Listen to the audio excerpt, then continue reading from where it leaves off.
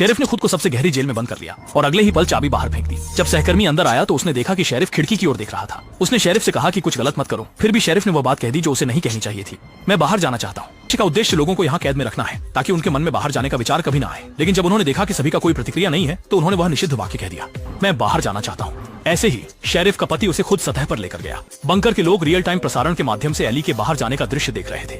Eli bunker से बाहर निकलकर ऊन से बंकर के कैमरे को साफ करती है। वह उत्साह में था कि बाहर की दुनिया में आखिरकार जीवित रह सकते हैं, लेकिन वह दोनों कदम भी नहीं चला था कि वह जमीन पर गिर पड़ा और फिर हिल नहीं सका। लोगों के दिलों में जो उम्मीद थी वह फिर से टूट गई। हालांकि केवल पुलिस प्रमुख को पता था कि उसकी पत्नी ने जाने से पहले उसे क्या बताया था। बाहर की दुनिया अगर जीवित रह सकती है तो वह कैमरे को साफ करने के लिए वापस आएगा, इसलिए उसकी मौत का जरूर कोई और कारण होगा। सच्चाई का पता लगाने के लिए पुलिस प्रमुख ने भी वह शब्द कहे, बाहर जाना चाहता हूँ। और इस तरह महापौर ने उसे सुरक्षा सूट पहनाया और बाहर भेज दिया। उसने लंबी सीढ़ियां पार की और सतह की दुनिया की ओर बढ़ी। लेकिन जब बंकर का दरवाजा खुला तो वह बाहर की दुनिया से गहराई से प्रभावित हुई। सतह की दुनिया वास्तव में उसकी पत्नी के कहे अनुसार थी, एकदम सुगंधित और पक्षियों की चहचहाहट। यहाँ तक कि पक्षी भी आकाश में उड़ रहे थे। वो बंकर के अंदर के लोगों को यह बताना चाहती थी कि वह कहाँ है।